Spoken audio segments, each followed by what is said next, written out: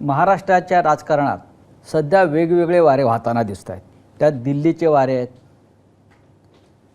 महाराष्ट्रातले मतलबी वारे आहेत. एकंदरीत या महाराष्ट्राच्या राजकारणात सध्या वाऱ्यावरची वरात आपल्याला दिसते आहे. पण कितीही वारे वाहत असले, किती वादळ आली तरी महाराष्ट्राच्या राजकारणातले ठाकरी वारे जे आहेत ते काही हटत नाहीत आणि ते काही थंड पडत नाहीत. असं एकंदर चित्र आहे. ते कायम आहेत. वादळ येतील, लाटा येतील, पण ठाकरी वाऱ्यांना कधी अंत आपण पाहिला नाही. आज दिल्लीपासून महाराष्ट्रापर्यंत जे राजकारण आहे ते फक्त ठाकरे या नावाभोवतीच इतक्या वर्षानंतर फिरताना दिसत आहे. आणि आता आपण ठाकरी वारे संपवायचेच ह्या अशा पद्धतीच्या वल्गना आणि भाषाही सुरू आहेत. या सगळ्यांवर चर्चा करण्यासाठी आज आपल्याकडे शिवसेनेचे पक्षप्रमुख माननीय उद्धव ठाकरे हे आलेले आहेत.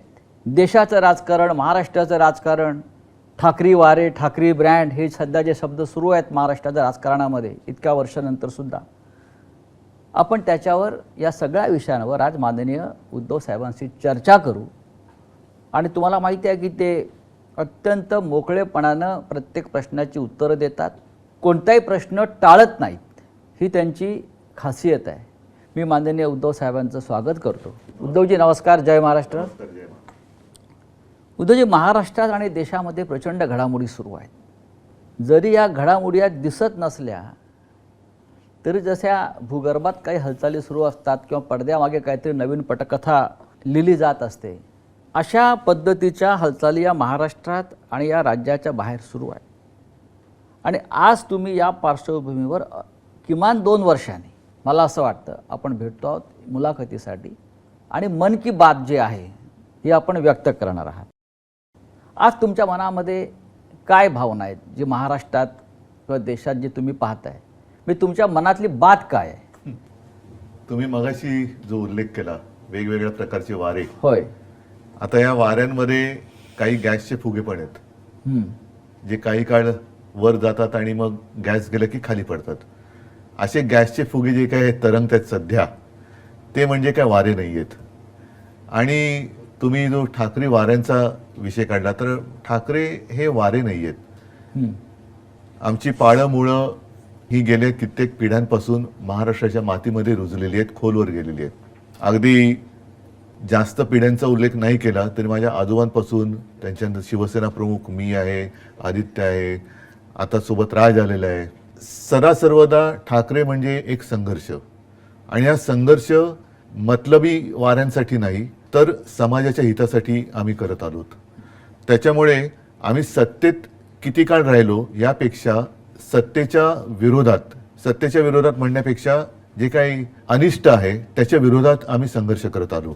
आणि म्हणूनच हा जो काही ठाकरे ब्रँड म्हणा हा आम्ही नाही बनवलेला, हा लोकांनी स्वीकारलेला आहे.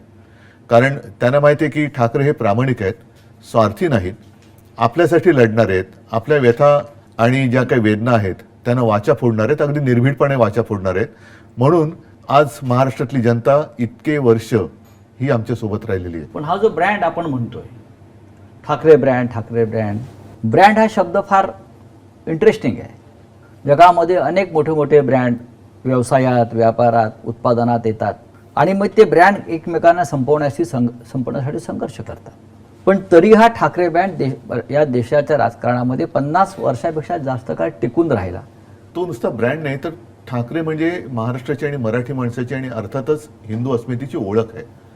तर ही ओळख पुसून टाकण्याचा जो कोण प्रयत्न करेल, आजपर्यंत अनेक आले आणि अनेक गेले, पुसू इच्छिणारे पुसले गेगे किंवा जनतेने काय आहे ठाकरे ब्रँड मध्ये? आता ते मी कसं सांगू? तुमची तिसरी पिढी हा ब्रँड घेऊन राजकारणात आणि समाजकारणामध्ये आहे. ते आम्ही कसं सांगणार? हे जनतेने सांगायला पाहिजे. आता आज तर माझ्याकडे काहीच नाहीये तरी सुद्धा कुठेही गेलो तरी अत्यंत प्रेमाने आणि आपुलकीने लोक स्वागत करतात, बोलायला येतात, जे काही घडतंय त्याच्याबद्दल संताप व्यक्त करतात, हळहळ व्यक्त करतात. आणि काही झालं तरी आम्ही तुमच्या सोबत आहोत. पण हा ब्रँड संपवण्यासाठी आज दिल्लीपासून महाराष्ट्रापर्यंत अनेक लोक कामाला लागलेले आहेत की आता हा ब्रँड आम्ही संपवणारच. याचं कारण त्यांना आपल्याशिवाय देशात कोणतंच नाव नको आहे. म्हणजे लोकशाही हल्ली आहे. स्वतःची तुलना ते देवाबरोबर पण करायला लागलेत. देवा म्हणजे देवा भाऊ की प्रत्यक्ष नाही, देव? जे करतात ते लोकांना माहिती आहे बरं. की ते स्वतःची तुलना देवाबरोबर करायला लागलेत. आता अशा लोकांशी काय आपण त्यांच्याशी काय बोलायचं? हो. हे काळाच्या ओघात येतात, काळाच्या ओघात जातात. म्हणजे जसं पावसाळ्यात गांडूळ येतात हा, आणि तसं काय म्हणा तुम्ही. आपली जी परंपरा आहे त्या परंपरेला जर कोणी मानत नसेल तर ती परंपरा सुद्धा त्यांना मानणार नाही. उद्धव साहेब, आज मगाशी आपण म्हणालात की आज माझ्याकडे काय आहे. बरोबर आहे, आज आपण सत्तेवर नाही आहात. एक कोंडी करण्याचा राजकीयदृष्ट्या आपला प्रयत्न होतो आहे. म्हटलं तर जो ब्रँड आहे ठाकरेंचा, शिवसेना, तोही त्या अर्थानं, लौकिक अर्थानं आपल्याकडे नाही. आपलं चिन्ह आपल्याकडे नाही. म्हणजेच ज्यांच्याकडे काही नाही आणि जे पोकळ आहेत हम्म, त्यांना ठाकरे ब्रँडची मदत लागते आहे. हम्म. हेच ठाकरे ब्रँडचं वैशिष्ट्य आहे. होय. कारण स्वतः पोकळ आहेत, काहीच नाही त्यांच्याकडे, काही निर्माण कधीच केलेलं नाही. त्यांच्याकडनं कधीही कोणताही आदर्श कोणत्याही क्षेत्रात उभा केला गेलाच नाही. भले 100 वर्ष झाली असतील त्यांना किंवा आणखीन काही वर्ष झाली असतील, पण तुम्ही जनतेला किंवा राज्याला दिलं काय, समाजाला दिलं काय? तर काहीच नाही.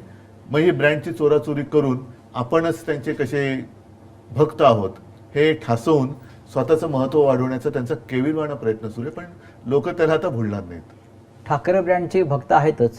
मी ब्रँड या शब्दापेक्षा म्हणजे ठाकरेंचे भक्त आहेतच. हा, पण ते ठाकरे म्हणजे मी नेहमी सांगतो की मी कोणी नेहमी शून्य आहे. उद्धव ठाकरे याला अर्थ नाही, उद्धव बाळासाहेब ठाकरे याला अर्थ आहे. म्हणून तर लोक ते जे काही म्हणजे बाळासाहेब नेहमी सांगायचे की नेहमी लक्षात ठेव की मी स्वतः म्हणजे शून्य आहे.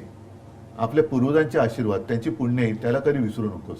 आम्ही आहोत ते त्यांच्या पुण्यामुळे आहोत, आम्ही शून्य आहोत. गेले काही दिवस सातत्यानं माझ्या मनात एक प्रश्न असा येतो, जसं मगाशी म्हटलं की पक्ष नाही, चिन्ह नाही, तरी फक्त या ठाकरे या नावावर तुमचा संघर्ष सुरू आहे.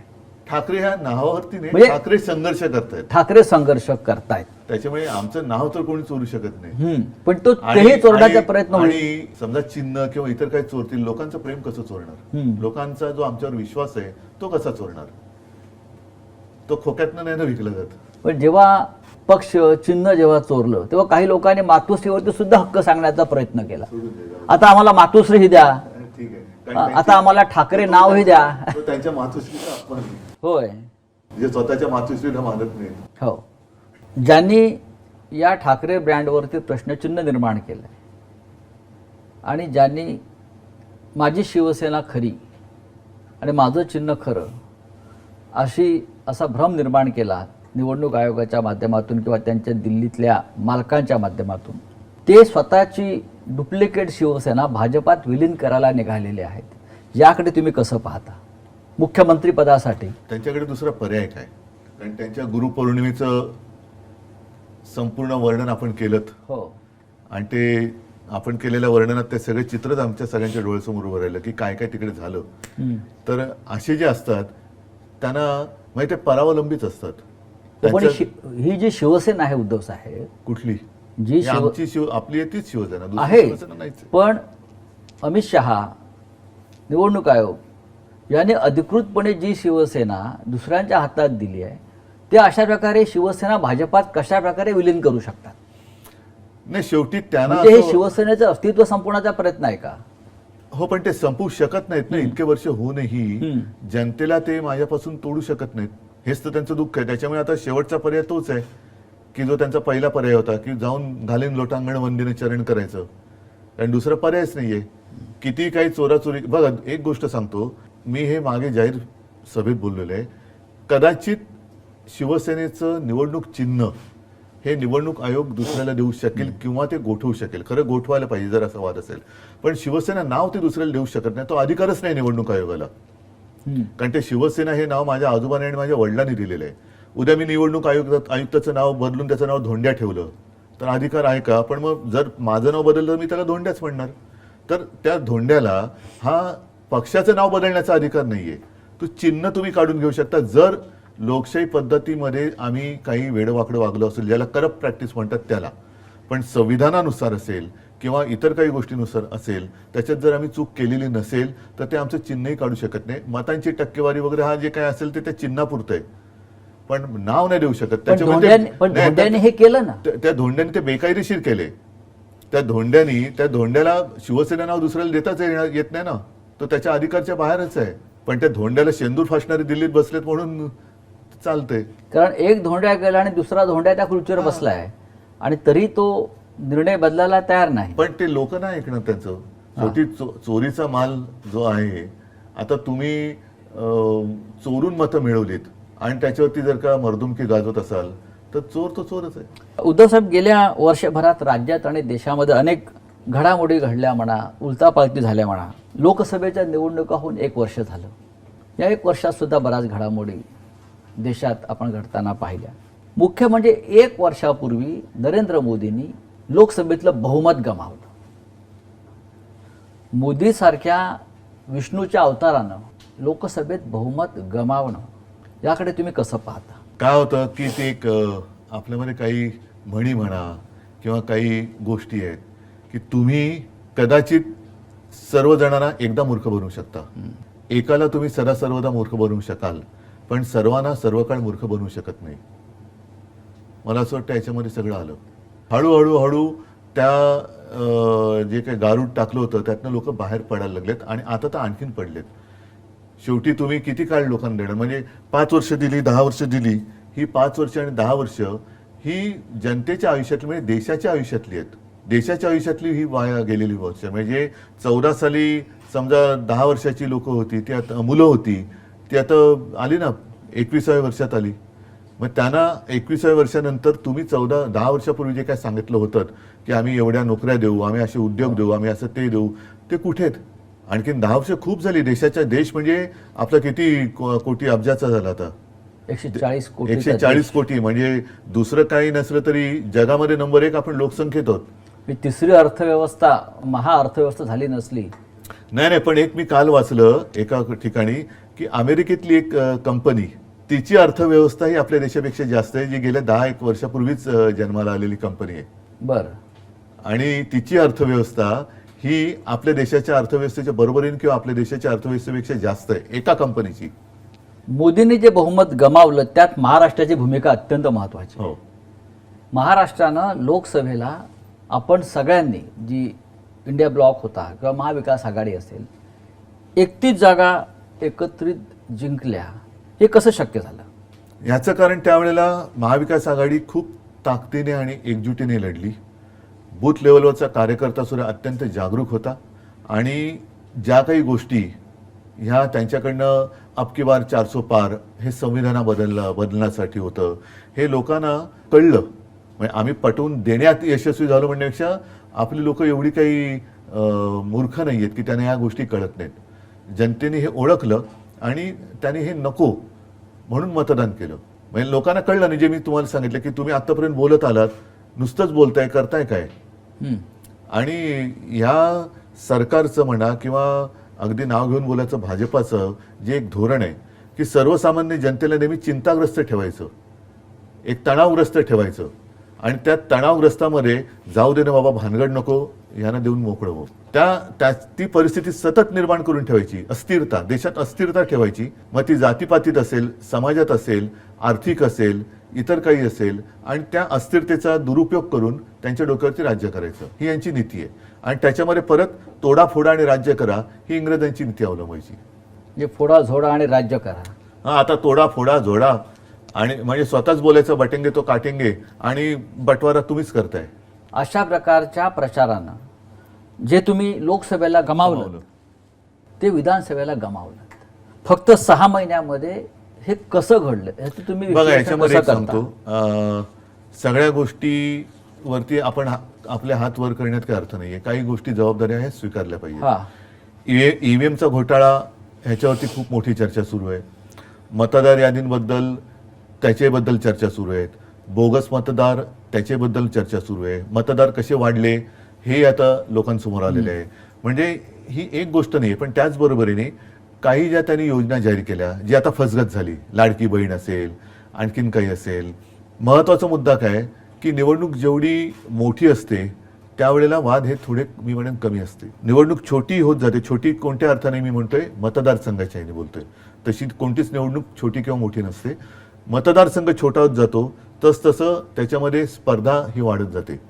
आणि लोकसभेच्या वेळेला महाविकास आघाडीमध्ये बघा 1, 2, 3 पक्ष एकत्र आल्यानंतर थोडी खेचाखेच होते. ही शिवसेना आणि भारतीय जनता पक्षात सुद्धा होत होती. आता महाविकास आघाडीमध्ये आम्ही महाविकास आघाडी म्हणून पहिल्या प्रथम निवडणूक लढलो ती लोकसभा. त्याच्यामुळे ठीक आहे, आम्ही म्हणजे शिवसेनेने सुद्धा काही वेळेला 4-4 वेळा 5-5 वेळा जिंकलेले मतदारसंघ आपल्याला जिंकायचंय म्हणून सोडून दिले. विधानसभेच्या वेळेला काय झालं, शेवटच्या दिवसापर्यंत खेचाखेच चालू राहिली. हा मतदारसंघ तुला, हा मतदारसंघ मला, हा तुला, हा मला, हा तुला, हे तुतू मैमय हे शेवटच्या क्षणापर्यंत झालं. त्याचा दुष्परिणाम हा साहजिकच जनतेमध्ये असं झालं, अरे हे आत्ताच जर काही खेचाखेची असेल तर नंतर काय होणार. आणखीन एक महत्वाचा विषय असा झाला की लोकसभेच्या वेळेला मी प्रचार सुरू केला होता साधारणतः फेब्रुवारीत. तेव्हा काय होतं, माझ्यासमोर उमेदवार होते माझे, पण निशाणी नव्हती. चिन्ह नव्हतं. विधानसभेच्या काय वेळेला काय झालं, निशाणी होती पण जागा कोणत्या, आणि मी त्याच्यानंतर जागा मिळाल्यानंतर उमेदवारी कोणाला देणार हे निश्चित नव्हतं. तर ही जी काय तुतू मैमे झाली ही स्वीकारली पाहिजे. आपल्याकडनं झालेली मोठी चूक होती आणि ती जर का चूक परत करायची असेल तर मग त्या गोष्टीला एकत्र येण्याला काही अर्थ राहत नाही. म्हणजे समन्वयाचा अभाव होता. समन्वयाच्या अभावापेक्षा लोकसभेचं यश हे नाही म्हटलं तरी सगळ्यांच्या डोक्यात गेलं. लोकसभेच्या वेळेला महाविकास आघाडी आणि सगळे नेत्यांपासून कार्यकर्त्यांपर्यंत, अरे ठीक आहे, तू आपल्याला जिंकायचंय, हे आपलेपण होता. विधानसभेला नाही मला जिंकायचंय, हा आपल्यातून मीपणा जेव्हा आला तेव्हा पराभव आला. आणि त्याचबरोबर या तांत्रिक बाबी ज्या होत्या, मग त्याच्यामध्ये योजनांचं एक त्यांनी ज्या काही गोष्टी जाहीर केल्या, त्यानंतर म्हणजे शेतकऱ्यांची कर्जमुक्ती कुठे करतायत, योग्य वेळी करू. मीच एक मुख्यमंत्री असा होतो की ज्यांनी कोणीही न मागता, माझं मुख्यमंत्री म्हणून नागपूरमध्ये एकच अधिवेशन झालं पहिलं, आणि तेव्हा आम्ही फक्त 7 मंत्री होतो माझ्यासह. मी कोणीही न मागता 2 लाखापर्यंतचं पीक कर्ज शेतकऱ्याचं मी त्याला मुक्त केलं होतं. त्याच्यानंतर जो नियमित कर्ज परतफेड करत होता किंवा करतो त्याला 50,000 रुपये एक प्रोत्साहनपर राशी, जी दुर्दैवाने करोनामुळे त्यावेळेला मी देऊ शकलो नाही, सुरुवात केली आणि सरकार पाडलं. पण आपण इतकी उत्तम कामं तुमच्या मुख्यमंत्रीपदाच्या कार्यकाळात केलीत. कर्जमाफी असेल, शिवभोजन थाळी असेल, गरिबांसाठी मुंबईमध्ये 500 स्क्वेअर फुटापर्यंत मालमत्ता कर रद्द केलेला आहे. आपण करोनाच्या काळातलं जगातलं उत्तम काम आपण करून दाखवलं. पण हे सगळं काम लोकांपर्यंत पोहोचवण्यात आपल्याला अपयश आलं. नक्कीच आलं. आज जे ढोल वाजवले जातात न केलेल्या कामाचे, आणि तुम्ही केलेल्या कामाची साधी पिपाणी वाजवली नाही. नक्कीच हे पूर्णपणे मला मान्य आहे. याचं कारण असं की लोकसभा आणि विधानसभेमध्ये, लोकसभेत शेवटी देशाचा विचार करून संविधान बदलणार हा एक मुद्दा होताच, त्याच्यामुळे निवडणूक त्याच्यावर फोकस झाली. विधानसभेच्या वेळेला साहजिकच आहे, राज्यावरती ती फोकस व्हायला पाहिजे होती तेवढी झाली नाही. राज्यात विधानसभेच्या निवडणुकीत अत्यंत प्रतिकूल काळामध्ये आपण सरकार यशस्वीपणाने चालवून दाखवलं. करोनासारखं भयानक संकट, जे मी कोणाला कमी लेखत नाही, पण तेव्हा हे सगळे चॅनलमधनं आणि मीडियातनं आलेले फोटो आहेत की गंगेमध्ये कशी प्रेतं वाहत होती, गुजरातमध्ये कशा सार्वजनिक चिता पेटलेल्या होत्या.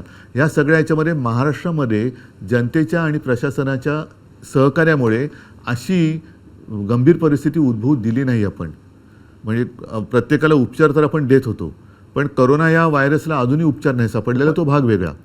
पण ही गोष्ट की अरे आम्ही प्रतिकूल काळात सरकार चालून दाखवू शकलोय. म्हणजे एक तर काय होतं की शिवसेना, काँग्रेस आणि राष्ट्रवादी हे महाविकास आघाडी होईपर्यंत एकमेकांचे कट्टर राजकीय विरोधक होते. आम्ही एकत्र आलो तेच सरकार स्थापन करायला. म्हणजे नेहमी काय होतं की आधी आघाडी होते, आधी युती होते, निवडणूक लढवली जाते, त्याच्यानंतर बहुमत मिळालं तर सरकार स्थापन केलं जातं. आमचा उलटा प्रवास झाला. आम्ही आधी सरकार स्थापन केलं आणि मग निवडणुकीला सामोरे गेलो. त्याच्यामुळे आम्ही एकत्र येऊन चांगल्या पद्धतीने सरकार उत्तम चालवलंय ना. तेच ना, एक आदर्श सरकार आपण तेच मी सांगतोय की आम्ही एकत्र येऊन अत्यंत प्रतिकूल काळात, हा शब्द फार महत्वाचा आहे. रेग्युलर याच्यामध्ये ठीक आहे, बाकीच्या याच्यामध्ये सरकार चालवणं हे सुद्धा एक आदर्शपणाने चालवणं हे कठीण काम आहे. पण प्रतिकूल काळात म्हणजे कशाचंही ना केंद्र सरकारचा तसा म्हणावा तसा पाठिंबा होता, ना अर्थव्यवस्थेचं गाडं रुळावरती होतं. त्या काळामध्ये अर्थव्यवस्था जी कोणी सांभाळली असेल ते आपल्या शेतकऱ्यांनी सांभाळली. तर ते आम्ही लोकांसमोर सांगू शकलो नाही. का तुम्ही किती देताय, एवढे आम्ही एवढे देतो, तुम्ही 2100 देताय आम्ही 2500 देतो, 3000 देतो, तुम्ही हे करता आम्ही हे करतो. म्हणजे ती एक विचित्र चढावड झाली आणि त्याच्यात आपण केलेली चांगली कामं ही जनतेसमोर सांगू शकलो नाही. हे प्रांजळपणाने मान्यच करायला वाहून गेले असं वाटत नाही. लोकांपेक्षा मी म्हणेन पावसामध्ये पैशाचा पाऊस तर पडला. मतदार काही अंशी हे उद्धव सत्य असेल. ठाकरे यांच्या कामाची वाहवा आजही लोक करतात, नाही मी तेच तेव्हाही सांगतो ना. करत होते. नाही, पैशाचा पाऊस पडला आणि त्याच्यात बरीच लोक वाहून गेले, आजही लोक मान्य करतायत. हा, प्रत्यक्ष मी काय बघायला गेलो नाही, परंतु हे आपल्याकडनं जी काय उणीव राहिली ती उणीव मी होय. नक्की स्वीकारली पाहिजे. ती म्हणजे आपण केलेली कामं लोकांना सांगू शकलो नाही. आपण शेतकऱ्यांची कर्जमुक्ती केली, शिवभोजन सुरू केलं, शेतकऱ्यांना हमीभाव दिला होता, बऱ्याच काही काही गोष्टी केल्या, बऱ्याच गोष्टी केल्या. लॉ अँड ऑर्डर मेंटेन होती. अगदी त्यावेळेला पहिल्याच्या ते CA आणि NRCचं भानगड करून ठेवली होती केंद्राने, त्याच्यात आपण लॉ अँड ऑर्डर मेंटेन केली. बरं, मुख्यमंत्री म्हणून करोनासारख्या संकटात मी ह्यांच्यासारखं बटेंगे तो कटेंगे नाही केलं. मी सगळ्यांना समानतेने वागवलं आणि सगळ्यांना मी सांभाळण्याचा प्रयत्न केला. ज्या ज्या वेळेला आवश्यक होतं त्या त्यावेळेला मी स्वतः काही गोष्टींची जबाबदारी घेऊन लोकांसमोर गेलो फेसबुक लाईव्हच्या माध्यमातून आणि जनतेला सांगितलं. आणि जनतेने नाही ते सोडून द्या, जनतेने मला कुटुंबातला एक मानला, आपल्या कुटुंबातला एक ज्यांची मी कधी प्रत्यक्ष भेट घेतलेली नाही अशी लोक मला त्यांच्या कुटुंबातला एक व्यक्ती मानतात. हे याच्यासारखं दुसरं समाधान ते कोणतं, भाग्य ते कोणतं?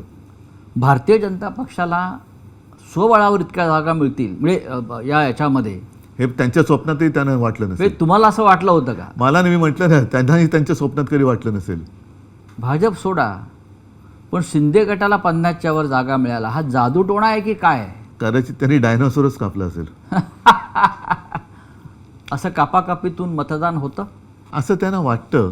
पण कारण अचानक 50च्या वर जागा अशा पक्षाला मिळाव्यात. पहिली गोष्ट एक सांगतो, ह्या जादूटोणा वगैरे या विषयावरती माझा तर काही विश्वास नाही. म्हणजे या भाकड कथा आहेत सध्याच्या आहे, राज्यकारणाचा पण त्यातून एकच आहे की त्यांची मानसिकता कळते की दुसऱ्याचं वाईट व्हावं हे त्यांच्या कृत्यातून कळतं. म्हणजे ते रेडा कापला असेल त्यांनी तर त्या रेड्याचा जीव नाहक गेला, त्याच्यामुळे काय घडतंय असा माझा अजिबात विश्वास नाही. पण त्यांच्या कृतीतून त्यांच्या मनातलं जे काळं बेरं आहे ना ते लोकांसमोर येतं. म्हणून त्याला काळी विद्या म्हणतात, कारण त्यांच्या मनातलं जे काळेपण आहे ते लोकांसमोर येतं. पण माझा या भाकड कथेवरती विश्वास नाही. जे निकाल लागले महाराष्ट्रामध्ये, राहुल गांधी म्हणतात, राहुल गांधी एक महत्त्वाचे नेते आहेत, लोकसभेतले विरोधी पक्ष नेते आहेत. ते अनेकदा एखाद्या विषयामध्ये चांगला अभ्यास करून बोलतात आणि पुराव्यासह बोलतात. राहुल गांधींना महाराष्ट्रातल्या विधानसभेचे निकाल हे संशयास्पद वाटत आहेत आणि त्याच्यावर ते देशात आणि देशाबाहेरसुद्धा महाराष्ट्राच्या निकालावर बोलतात की हे संशयास्पद निकाल आहेत. एक गोष्ट लक्षात घेण्यासारखी आहे हां की महाराष्ट्र विधानसभेचे निकाल लागल्यानंतर एवढं बहुमत मिळालं, 5वी हो, जल्लोष कुठे झाला? अख्खा महाराष्ट्र आनंदाने न्हावून निघायला पाहिजे होता, तो अवाक्ता झाला होता. अजूनही लोकांना, म्हणजे लोक मला अजूनही सांगतात की साहेब, ग्रामीण भागातले लोक की साहेब आम्ही ठरून तुम्हाला मतदान केलं तरी आमच्या गावामध्ये एवढीच मतं ही मिळूच शकत नाही तुम्हाला, आम्ही सगळ्यांनी ठरवून मतदान केलं होतं. पण काय करणं, म्हणजे एक एक पुरावेच्या पुरावे नष्ट केले जातात, मानले जात नाहीत.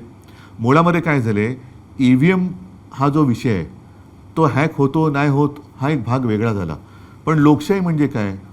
लोकशाहीमध्ये जर RTIमध्ये मी तुमची माहिती काढू शकतो तर मला माझी पूर्ण माहिती मिळाली पाहिजे ना. होय. पूर्वी जे बॅलेट पेपर होते त्याच्यात मी मतदान कोणाला केलंय, माझं मत कुठे जातंय हे शेवटपर्यंत मला कळत होतं. म्हणजे मी ती बॅलेट पेपरवरती मी मतदान केले, आपणही केलं असणार. उमेदवाराचं नाव यायचं, समोर निशाणी यायची आणि त्या निशाणीवर शिक्का मारल्यावरती तो फोल्ड असा व्हायचा की समजा जर का ती शाई ओली असेल आणि उमटली तर ती उमेदवाराच्या नावावरती, त्याच उमेदवाराच्या नावावरती उमटू शकेल. आणि मला कळायचं की माझं मतदान, मी समजा संजय राऊत तर संजय राऊतनं मतदान केलेलं आहे. आता काय होतंय, मी बटन दाबतो, मशालीचा दिवा पेटतोय, आवाज येतोय, आतमध्ये रिसीट दिसते. आता त्या रिसीटबद्दल सुद्धा लोकांचं म्हणणं आहे की अनेकदा ती पडते नाही पडत हा भाग वेगळा, पण ती रिसीट खाली पडते, माझं वेगळी आणखीन तिसऱ्या ठिकाणी रजिस्टर होते, ते कुठे होते मला कळत नाही आहे. दिवा पेटतोय, आवाज येतोय, रिसीट दिसते ती, पण आत मत जे मोजलं जातं ती रिसीट नाही मोजली जाते. जर का त्याच्यावरती ऑब्जेक्शन घेतलं तर ज्याला आपण सिम्बॉलिक म्हणतो अशा काही मोजक्या रिसीट मोजल्या जातात, पण अन्यथा त्या मोजल्या जात नाहीत. व्हीव्हीपॅटवरचं जे काय आहे ते मोजलं जात नाही. त्याच्यामुळे आत मत रजिस्टर कुठे झाले हे माझा कळण्याचा अधिकार तुम्ही हिरावून घेतले. तुम्हाला अजूनही वाटतं की मतदान हे मतपत्रिकेवरच व्हायला पाहिजे? नक्कीच व्हायला पाहिजे. तुम्ही शेवटी एक आहे की का EVM का आणलं? वेळ जातो म्हणून. वेळ जातो. मग वेळ मतमोजणीत लागत असेल तर एक एक महिना निवडणूक प्रक्रिया चालते, तो वेळ का नाही धरत त्याच्यात? माझ्याकडे जर 1 तारखेला मतदान झालं महाराष्ट्रात आणि दुसरीकडे बिहारमध्ये वगैरे 30 मेला मतदान होत असेल तर मधला वेळ माझा गेलाच ना. मग फरक काय पडतो? 30 तारखेनंतर 4 दिवस तुम्ही मतमोजणीत लावले तर काय असं मोठं आव्हान कोसळते? आणि अनेक म्हणजे अगदी मला वाटतं अमेरिकेत वगैरे सुद्धा अजूनही बऱ्याच ठिकाणी बॅलेट पेपर आहे. UK मध्ये ब्रिटनमध्ये पण बॅलेट पेपर आहे. मग ते काय आपल्यापेक्षा मागास देश आहेत? जर तुम्हाला वेळ वाचवण्यासाठी हे करत असाल आणि स्वतः मोदींचं भाषण आहे त्यावेळेला बॅलेट पेपरच्या विरोधात, सगळ्यांत भारतीय जनता पक्षाने विरोध केलेला आहे ईव्हीएमच्या विरोधात. हो, देशाचे सरन्यायाधीश भूषण गवई यांच्या आईनंही मागणी केली आहे. मग हे देशाचे सरन्यायाधीश असलेल्या गवईंच्या आईनंही ताईंनी सांगितलेलं आहे की निवडणुका या बॅलेट पेपरवरच व्हायला पाहिजे. तसंच आहे ते. आणि मग काय व्हायचं तर होऊ दे ना. मग त्याच्यानंतर तुम्ही जिंकलात आणि तुम्हाला 288 पैकी 500 जागा मिळाल तरी मग आम्ही कोणी काय बोलू शकतो? याच्यात एक महत्त्वाचा फॅक्टर जो राहुल गांधी सांगतात, 60 लाख अचानक वाढलेलं मतदान संध्याकाळी 5 नंतर आणि मतदार यादीतला झालेला ठरवून केलेला घोळ, नावं कापणं. आता बिहारमध्ये काय घडत होतं तेच आहे ते की तुम्ही तुमची आयडेंटिटी महाराष्ट्रामध्ये सुद्धा निवडणूक प्रक्रियेच्या आधी नाही. आता जरा बिहारमध्ये ज्याला आता कोर्टाने मला वाटतं स्थगिती दिली ते काय होतं नीट सांगा? मतदारांनी स्वतःची ओळख पटवून द्यायची. म्हणजेच तुम्ही एनआरसी आणलात. हो, म्हणजेच एनआरसी आणलात ना. मी इतके वर्ष राहतोय माझ्याकडे मग आधार कार्ड हे काय? हा मोठा फ्रॉड आहे. रेशन कार्ड, आधार कार्ड हा फ्रॉड आहे. आधार कार्डचं प्रिंटिंग आणि जे काय सगळं केलं जाते हा फ्रॉड आहे. जर ते तुम्ही धरणार नसाल तर तो फ्रॉड आहे. मग ते पण कॉन्ट्रॅक्टर कोण आहेत, काय आहेत? मग हे आधार कार्डची हे आणली कोणी? मग आधार कार्ड फ्रॉड आहे का? जाहीर करा. आणि आयडेंटिटी म्हणजे काय देणार तुम्ही? आणखीन काय? म्हणजे हा एनआरसी तुम्ही आणलात आहे ना, एनआरसीच आणलात आणि तो आपल्या सगळ्या हिंदूंना पण लागू झाला. त्याच्यामध्ये आता 1 नेशन 1 इलेक्शन लादलं जात आहे. ह्यांची संपूर्ण वाटचाली एकाधिकारशाहीकडे चाललेली आहे, हुकुमशाहीकडे चाललेली आहे. सगळं पहिलं आम्हालाही गोंडस वाटलं होतं कारण तेव्हा काश्मीरमध्ये काय त्याला वेगळे पंतप्रधान वगैरे असे ते एक शब्द होता. त्याच्यामुळे आम्ही सुद्धा त्या एका बहकाव्यात आलो. काश्मीरमध्ये 370 कलम काढलं पाहिजे याच्यावरती त्याही वेळेला ठाम होतो. आम्ही पाठिंबा दिला आणि आजही मी ठाम आहे. त्याच्याबद्दल दुमत नाहीये, त्याच्याबद्दल दुमत नाही. पण एक निशाण, एक विधान आणि एक प्रधान. आता 1 नेशन 1 इलेक्शन, मग त्याच्यानंतर 1 नेशन 1 लँग्वेज पण करतील. मग त्याच्यानंतर म्हणजे सगळं काही. बरं, नड्डा बोललेत की देशात एकच पक्ष राहणार, म्हणजे 1 पार्टी, ही एकाधिकारशाही चाललेली आहे. 1 पार्टी 1 इलेक्शन, 1 पार्टी मग नो इलेक्शन होईल. No election. उद्धव साहेब, देशाच्या राजकारणात किंवा आपण महाराष्ट्र बघू, सत्ता आणि पैशाचा अतिरेकी वापर म्हणजे ज्याला टेररिझम सुरू आहे, सत्ता आणि पैशाचा. आणि त्या टेररिझममुळे ज्यांना तुम्ही घडवलं, ज्यांना तुम्ही निवडून आणलं, ज्यांना तुम्ही प्रतिष्ठा आम्ही घडवायचं काम केलं, बिघडवण्याचं काम कोणी केलं ते होय. आधी आमदार खासदार यांना फोडण्याचा प्रयत्न झाला. काँग्रेसचे असतील, राष्ट्रवादी काँग्रेसचे असतील, तुमचे असतील, देशातल्या इतर पक्षाचे असतील. आणि आता पुन्हा एकदा. पण मी काय म्हणतो, मग तुम्ही निवडणुकीचा घाट म्हणजे कशासाठी प्रचार करताय? असंच जर करायचं असेल तर सरळ निवडून आलेले फोडून राज्य स्थापन करा ना. प्रचाराला जाऊच नका.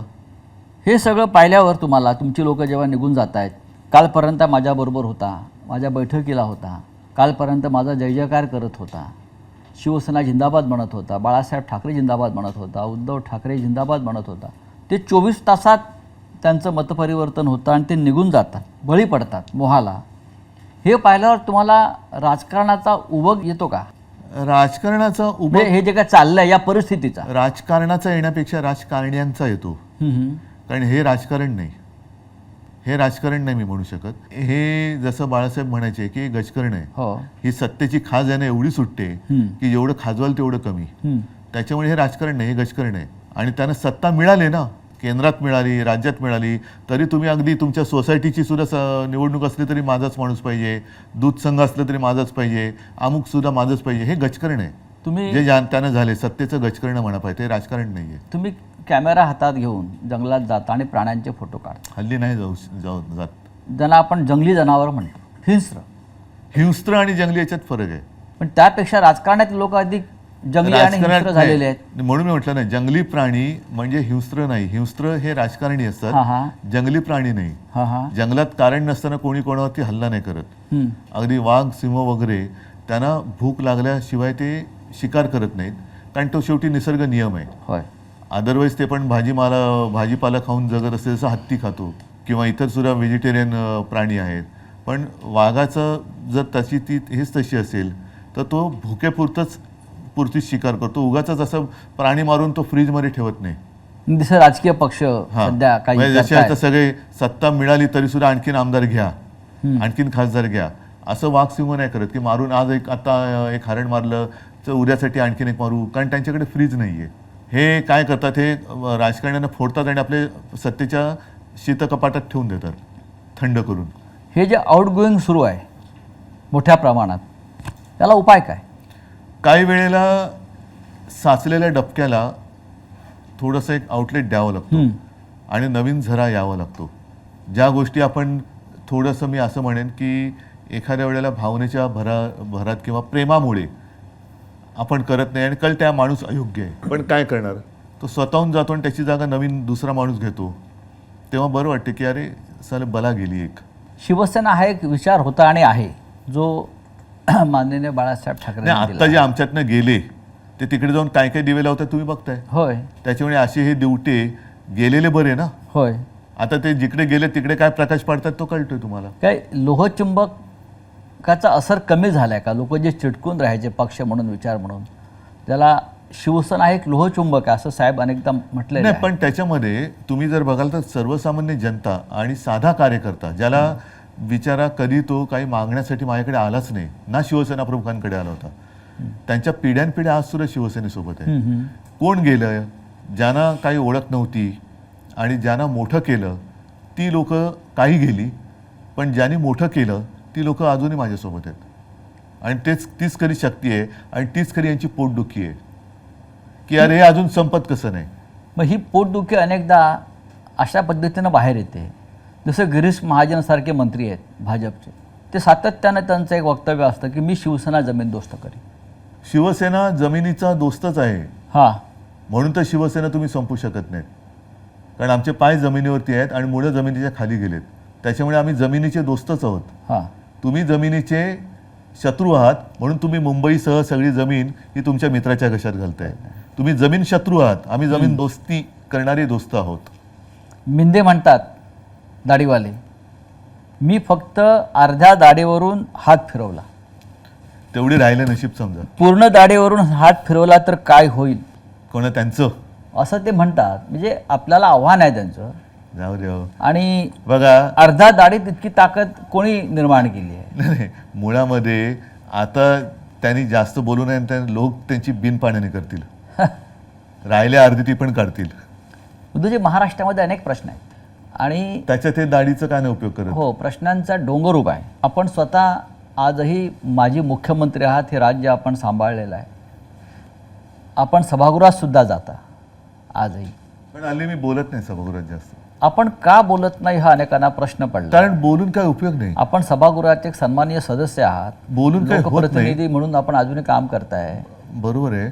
आणि काल सुद्धा मी निघाल्यावरती मला विचारलं, अरे आम्हाला वाटलं तुम्ही बोलणार. म्हटलं बोलून उपयोग काय. कारण कालचं सुद्धा जे एक बिल आणलं जनसुरक्षा, त्याच्यावरती चर्चा झाल्यानंतर त्यातनं काही घेतलं का, तुम्ही घेणार आहात का, घेण्याची तयारी आहे का, तर मी बोलतो.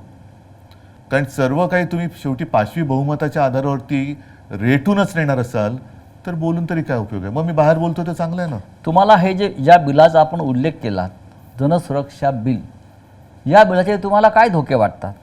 कारण सरकारचं म्हणणं आहे की आम्ही हे जनतेच्या, राज्याच्या, राष्ट्राच्या सुरक्षेसाठी आणलेलं हे विधेयक आहे. बरं, हे बिल जर का आणलं, म्हणजे आता त्यांनी काल मंजूर केलं, बघू पुढे काय होते. महिलांवरचे अत्याचार थांबणार आहेत का? चोऱ्या माऱ्या, खून, दरोडे थांबणार आहेत का? लूटमार जी चालू आहे ती थांबणार आहे का? अगदी मध्ये आलो तर समृद्धी महामार्गावरती लूटमार चालले, इकडे लूटमार चालले. तसं नाही आहे हे. मी बिल वाचलं आणि काल मी बोललो, त्याची सुरुवात फक्त त्यांनी सांगितले कडव्या डाव्या विचारसरणीची. आता कडवा डावा म्हणजे काय? मुळामध्ये डावी विचारसरणी म्हणजे काय, उजवी विचारसरणी म्हणजे काय? आपल्याकडे काय झालेलं आहे की सर्वसाधारणतः डावी विचारसरणी म्हणजे त्याच्यात जर पण वाचलं तर सामाजिक न्याय, व्यक्ती स्वातंत्र्य, भाषण स्वातंत्र्य, समानता, ह्या गोष्टी त्याच्यात उल्लेखलेल्या आहेत. उजव्या विचारसरणीमध्ये धर्माधिष्ठितता, त्याच्यानंतर भांडवलशाही. म्हणजे डाव्या विचारसरणीत काही गोष्टी चांगल्या आहेत, उजव्यामध्ये काही वाईट आहेत. आता आपण वाईट सोडून द्यायला पाहिजे आणि चांगलं घ्यायला पाहिजे. तुम्ही कडवी डावी मग कडवी उजवी नाही आहे का?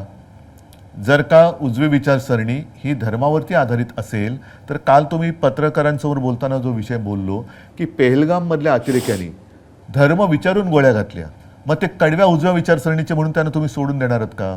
तर असं करण्यापेक्षा तुम्ही दहशतवादी, देशविघातक, देश विघटनकारी या शक्तींविरोधी आतापर्यंत आपण लढत आलेलो आहोत. अमित शहा पण बोललेत की आता नक्षलवाद संपत आलेला आहे. नक्षलवाद किंवा दहशतवाद संपवायला आमचा पूर्ण पाठिंबा आहे. या कायद्याचा राजकीय दृष्ट्या गैरवापर होईल अशी भीती वाटते. जसा मिसाचा झाला, नाही पण टाडा नावाचा कायदा आला, मिसा आला आणीबाणीमध्ये, पोटा आला, असे अनेक कायदे याच कारणासाठी आणि आणि त्या सगळ्या कायद्यांना भारतीय जनता पक्षाने विरोध केला होता. आणि आज त्याच प्रकारचा कायदा नाव बदलून महाराष्ट्रामध्ये आत्ताच गेल्या 8-10 दिवसापूर्वी भारतीय जनता पक्षाने देशभर आणीबाणीचा 50वा दिवस विचित्र पद्धतीने त्याची आठवण करून देण्यासाठी केली. आता हीच लोक होती यांनी त्यावेळेला आणीबाणीला विरोध केला होता. आता तीच लोक आहेत जे आणीबाणी आणू इच्छित आहेत किंवा आणीबाणी त्यांनी ऑलरेडी अघोषित आणलेली आहे. म्हणजे ज्या गोष्टीला तेव्हा त्यांनी विरोध केला होता तीच गोष्ट ते आता आणतायत. निदान इंदिरा गांधींनी उघड तरी केलं होतं की आणीबाणी लागते किंवा लावताय, ह्यांच्यामध्ये ती हिंमत नाहीये. आता तुम्ही सुद्धा एका कायद्याचे बळी पडलातच ना. तुम्हाला सुद्धा PMLAच्या याच्यात काय संबंध होता तुमचा? त्याच्यानंतर कोर्टाने तुम्हाला सोडलंच. हा जो प्रकार आहे ना की तू आमच्या पक्षात नाही तर तुला टाळत टाकतो, आमच्या पक्षात नाही तर तुला मिसा लावतो, म्हणजे दुसरा तिसरा कोणता मोका आहे आणि मोका आहे PMLA असे आहे. म्हणजे आता जर का दहशतवाद किंवा नक्षलवाद संपवत आणला असेल तर आत्ता का कायदा आणताय? जर तुमच्याकडे 64 नावं आहेत तर ती नावं जाहीर करा, त्यांची पापं जाहीर करा आणि त्यांच्यावरती बंदी टाका. आम्ही कुठे काय म्हणतोय? आम्ही कधीही आत्तासुद्धा मध्ये जे काय घडलं त्याच्यामध्ये सर्व पक्षांनी, राजकीय पक्षांनी पंतप्रधानांनी सांगितलं तुम्हाला देशासाठी चांगल्यासाठी जे करायचं करा, आम्ही तुमच्या सोबत आहोत. मग तसं आम्ही प्रत्येक वेळेला आत्तापर्यंत नक्षलवाद तुम्ही संपवलं, तिथले जे काही आत्तापर्यंत जेवढे काही पोलीस अधिकारी तिथे ड्युटी करून काही रिटायर झाले असतील, काही कदाचित पोलीस शिपाई, पोलीस अधिकारी त्यांचं बलिदान तिकडे झाले, सीमा सुरक्षा दलाचे जवान असतील, नागरिक असतील, यांनी शौर्याने त्यांचा मुकाबला केला नक्षलवाद्यांचा. हा कायदा तुम्ही आत्ता आणताय, पण त्या लोकांनी त्यांचं शौर्य गाजवलं आणि शौर्य गाजवून त्यांनी तो नक्षलवाद संपवत आणलाय. उद्धव साहेब, महाराष्ट्रामध्ये गेल्या 3 महिन्यात 675 शेतकऱ्यांनी आत्महत्या केल्या. त्यांची सुरक्षेचा कायदा कुठे? 675 शेतकऱ्यांनी 3 महिन्यात बरं, कर्जबाजारीपणा, नापिकी. एकच तुम्ही आता शेतकऱ्यांचा विषय हा आपण सोडायचा नाही, पण 1-2 वर्षापूर्वी उत्तरेतले शेतकरी रस्त्यावरती उतरले होते, त्यांना सुद्धा नक्षलवादी बोलले होते. मग नक्षलवादी कोण? तुम्ही शेतकरी जो त्याच्या न्याय हक्कासाठी रस्त्यावरती उतरला तो अतिरेकी. त्यांचं म्हणणं होतं की त्या आंदोलनामध्ये दहशतवादी घुसलेले. मग कुठे आहेत? आता सुद्धा वारीमध्ये अर्बन नक्षल घुसले, तशी कोणीतरी एक अशी आवई म्हणजे भीती निर्माण केली जाते. म्हणजे तुम्हाला हिंदूंचे सण सुद्धा मारायचे आहेत की वारीमध्ये नक्षलवादी घुसलेत म्हणजे वारीमध्ये जाऊ नका. म्हणजे कोणतं हिंदुत्व आहे तुमचं? कोणत्या राज्यातल्या सरकारची तुम्हाला मानसिकता काय दिसते? मानसिकता त्यांची पूर्णपणाने गोंधळलेली आहेत. त्यांना सत्ता जी मिळाली तिचं नेमकं करायचं काय हेच कळत नाहीये. कोणासाठी सत्ता मिळवली? 675 शेतकऱ्यांच्या आत्महत्या या महाराष्ट्रात होतात, देशात त्याची चर्चा होते, जगभरातल्या माध्यमांनी त्याची दखल घेतली. देशात सर्वाधिक शेतकऱ्यांच्या ज्या सर्वाधिक आत्महत्या झाल्या त्याच्यात महाराष्ट्र नंबर 1 आहे. नंबर 1 आहे. म्हणजे महाराष्ट्र गुंतवणुकीत नंबर 1 नाही, महाराष्ट्र रोजगार देण्यात नंबर 1 राहिलेला नाही. महाराष्ट्राची घसरण अनेक कायदा सुव्यवस्थेत झालेली आहे, पण शेतकऱ्यांच्या आत्महत्येमध्ये जर महाराष्ट्र नंबर 1 असेल तर या सरकारविरुद्ध विरोधी पक्ष रान का उठवत नाही? बघा, निवडणुकीच्या आधी तर आम्ही रान पेटवलं होतं, ज्याचा परिणाम चांगला लोकसभेत आला. त्याच्यानंतर आता असं झालेलं आहे की नाही म्हटलं तरी सगळेच जण अवाक झाले की अरे एवढं वातावरण सगळं दिसताना असा निकाल लागू कसा शकला. त्याच्यामुळे सगळेच राजकीय पक्ष हे अवाक झालेत, जनता सुद्धा अवाक झालेली आहे की असं घडलं कसं. आता तो जो काही धक्का होता, नक्कीच धक्का होता. म्हणजे जे जिंकले त्यांनाही विजयाचा धक्का होता आणि आम्हाला सुद्धा पराभवाचा धक्का होता.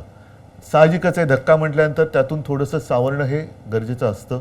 आता या गोष्टी जनतेच्याही लक्षात आल्यात की अरे हे सगळं ही एक काहीतरी डोळ्यावरती पट्टी बांधली गेली आणि आत्ता ह्या संघर्षाला नुसती सुरुवात नाही तर धार येईल. कारण शक्तीपीठ महामार्ग आहे, कोणासाठी करताय? राज्याकडे पैसे नाही, लाडक्या बहिणींना द्यायला पैसे नाही, इथून आदिवासींचे पैसे तिकडे वळवा, ह्यांचे पैसे तिकडे वळवा. मुंबई महानगरपालिका आता त्याच्या तिजोरीवरती यांनी डल्ला मारलाय, 2.5 लाख कोटीचं देणं करून ठेवलेलं आहे. म्हणजे इकडे पैसा नाही आणि तिकडे कॉन्ट्रॅक्टरची धन करण्यासाठी तुम्ही कॉन्ट्रॅक्ट काढतायत. शेतकऱ्यांची शेती म्हणजे आत्महत्या करणाऱ्या शेतकऱ्याला पैसे द्यायला यांच्याकडे पैसे नाहीत, पण शेतीतनं जाणारा रस्ता करणाऱ्या कॉन्ट्रॅक्टरला देण्यासाठी यांच्याकडे पैसे आहेत. म्हणजे ठेकेदारांसाठी चालवलं राज्य आहे. ठेकेदारांचं सरकार आहे. प्रचंड भ्रष्टाचार तुम्हाला दिसतोय. खड्डे पडतात रस्त्यावरती, पूल पडतायत.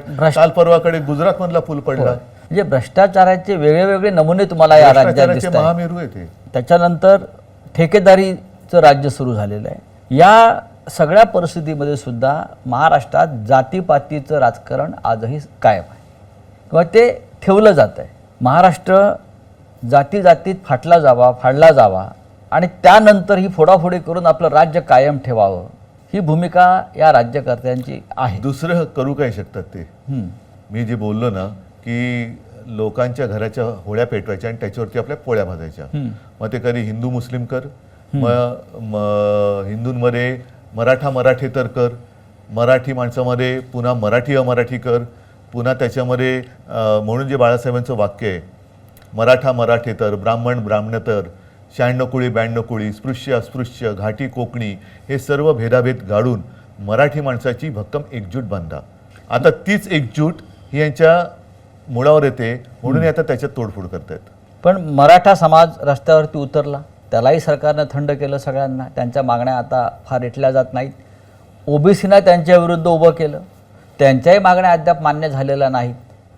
मग ह्या सगळ्याचं शेवटी समाजात ही भेदाभेदी करून राजकारण करायचं, निवडणुका लढायच्या आणि निवडणुका आल्यावरती सगळ्यांना विसरायचं, हे कुठपर्यंत चालणार? हे खरं थोडं विस्ताराने बोलण्याची गरज आहे. छत्रपती शिवाजी महाराजांचे 12 किल्ले, ऐतिहासिक 12 किल्ले युनेस्कोच्या जागतिक वारसा यादीमध्ये आले. याकडे तुम्ही कसं पाहता? नक्कीच अभिमानाची गोष्ट आहे आणि त्यासाठी साहजिकच आहे आपलंही सरकार काम करत होतं. मी त्याच्यात कोणाचाही कमीपणा देत नाहीये. सगळ्यांनी प्रयत्न केले आणि केलेच पाहिजेत. मात्र युनेस्कोने त्या यादीत घेतल्यानंतर, तिकडे गेल्यानंतर मात्र त्या किल्ल्यांची दुरावस्था लोकांना दिसता कामा नये. तिकडे चांगलं आपण काम केलं गेलं पाहिजे. मग एक चांगलं आल्यानंतर महाराष्ट्रात काय बघा, किंवा ते बघण्यासाठी सरकार काही करू दे, निदान त्यावेळेचं शिवशाही कशी होती आणि कसा आमचा राजा होता, कसा आमचा देव होता, त्यांनी कसं राज्य केलं, कोणत्या प्रतिकूल काळामध्ये त्यांनी लढा दिला आणि हे गड किल्ले कसे बांधले, त्याचा उपयोग कसा करून आपण स्वतः त्याचा अभ्यास केला, आपण स्वतः त्याचं छायाचित्रण म्हणजे भूगोल आणि इतिहास यांचा सुंदर मिलाफ त्याच्यामध्ये, सुंदर मिलाफ आहे त्याच्यामध्ये. हे सगळे जे किल्ले आहेत, असं चढून जायचं म्हटलं तर आज सुद्धा आपण जाऊ शकणार नाही. त्यावेळेला मावळे, छत्रपती शिवाजी महाराज, अगदी जिजामाता सुद्धा कशा काय वरती येत जात असतील. आणि त्याच्यानंतर तिकडनं हे राज्य, आता तेव्हा मोबाईल नव्हते, आता सोशल मीडिया, व्हॉट्सअप ग्रुप वगैरे सगळं पटापट ते जातं सगळीकडे. तेव्हा ना मोबाईल, ना दिवे, ना फोन, ना काही, तरी त्या अशा दुर्गम भागातनं राज्य स्थापन करणं आणि ते चालवणं ही एक अनाकलनीय गोष्ट आहे, जी आजपर्यंत आपल्याला कधी कळली नाही आणि आपल्याला कधी ती साधली पण जाणार नाही. का आपण आपला इतिहास विसरत चाललेलो आहोत? इतिहास विसरण्या, इतिहासाचं राजकारण चाललंय. इतिहासाचं नको त्या, म्हणजे इतिहासातल्या नको त्या गोष्टी ज्या आता पुसायला लागलेत ही लोक. नव्याने इतिहास लिहिला जाईल की काय अशी भीती वाटायला लागले. आणि माझ्या खेरीस या देशात कोण जन्मालाच आलं नाही असंच एक चित्र निर्माण करण्याची परिस्थिती निर्माण झालेली आहे. उद्धवजी धन्यवाद. पहिल्या भागामध्ये आपण अनेक महत्त्वाच्या प्रश्नांना मोकळेपणानं उत्तरं दिली. थोडं थांबूया आणि आपण दुसऱ्या भागाकडे वळूया.